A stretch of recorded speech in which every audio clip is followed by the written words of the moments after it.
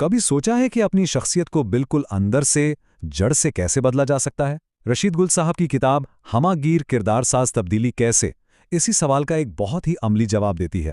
تو چلیں دیکھتے ہیں کہ گہری ذاتی تبدیلی کا یہ طریقہ کار آخر ہے کیا؟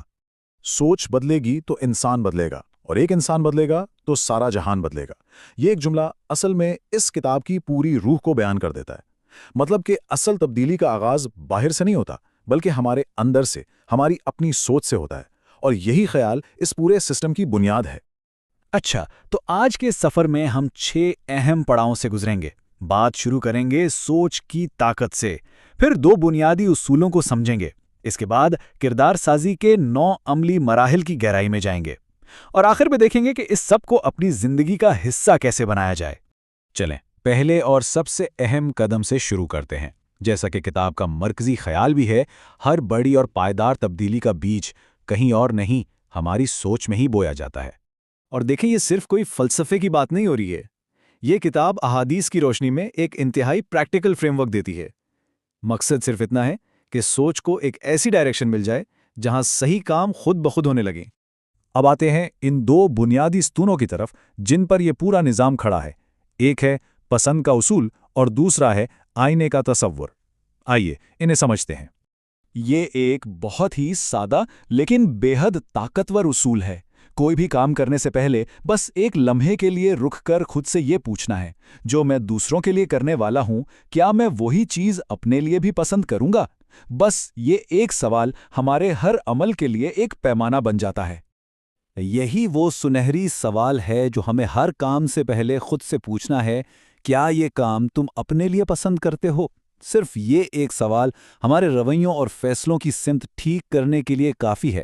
یہ ہمارے لیے ایک اندرونی کمپاس کی طرح کام کرتا ہے۔ دوسرا اہم تصور ہے آئینہ صفت بننا۔ اس کا مطلب یہ ہے کہ ہم دوسروں کو اپنے اندر کا آئینہ سمجھنا شروع کر دیں۔ یعنی جب ہم کسی دوسرے شخص کو دیکھتے ہیں تو ہم اصل میں اپنی ہی اندرونی حقیقت کا کوئی نہ کوئی عکس دیکھ رہے ہوتے ہیں۔ تو اب جب ہم نے بنیادی اصول سمجھ لیے ہیں، آئیے اس وضاحت کے مرکزی حصے کی طرف چلتے ہیں، خود کو بہتر بنانے کا وہ عملی 9 مراحل پر مشتمل طریقہ۔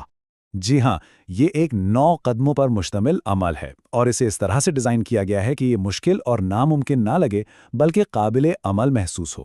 یہ کوئی ایک دن میں ہونے والا بڑا کام نہیں ہے، بلکہ چھوٹے چھوٹے مسلسل اقدامات کا ایک سفر ہے۔ اس طریقہ کار کا ڈھانچہ بہت دلچسپ اور منطقی ہے۔ یہ 2 حصوں میں بٹا ہوا ہے۔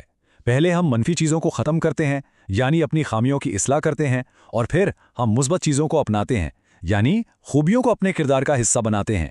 آئیے اب اس عمل کے پہلے حصے کو تفصیل سے دیکھتے ہیں، جو خود کی اصلاح پر فوکس کرتا ہے، یعنی آئینے کا وہ رخ جو ہمیں ہماری خامیاں دکھاتا ہے۔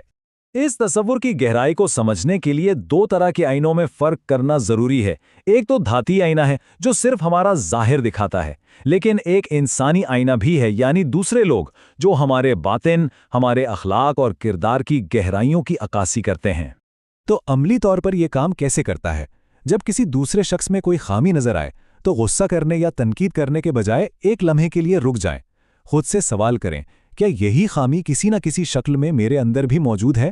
اگر جواب ہاں میں ہے تو یہی ہماری اصلاح کا نقطۂ آغاز ہے۔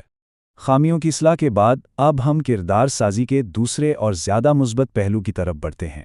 یہ مرحلہ خوبیوں کو اپنانے اور اپنے اندر پیدا کرنے کے بارے میں ہے۔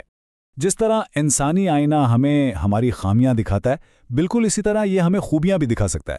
جب کسی میں کوئی بہترین صفت دیکھیں، مثلا صبر، سخاوت یا دیانتداری، تو حسد کرنے کے بجائے اسے اپنی ترقی کے لیے ایک تحریک بنائیں۔ اس خوبی کی دل سے تعریف کریں اور پھر اسے اپنے اندر پیدا کرنے کا پکا ارادہ کر لیں۔ تو اب جب ہم نے اس پورے نظریے اور طریقہ کار کو سمجھ لیا ہے، سب سے اہم سوال یہ پیدا ہوتا ہے کہ اس پر عمل شروع کیسے کیا جائے۔ اس پورے طریقہ کار کا خلاصہ 3 آسان مراحل میں کیا جا سکتا ہے۔ پہلا، دوسروں کو اپنے آئینے کے طور پر مشاہدہ کریں۔ دوسرا، خود سے وہ سنہری سوال پوچھیں، کیا میں یہ اپنے لیے پسند کرتا ہوں؟ اور تیسرا، عمل کریں۔ یاد رکھیں، ایک وقت میں صرف ایک خامی کو ختم کرنے یا ایک خوبی کو اپنانے پر توجہ مرکوز کرنے سے یہ سفر بہت آسان ہو جاتا ہے۔ ہم اس وضاحت کو اسی سوال پر ختم کرتے ہیں۔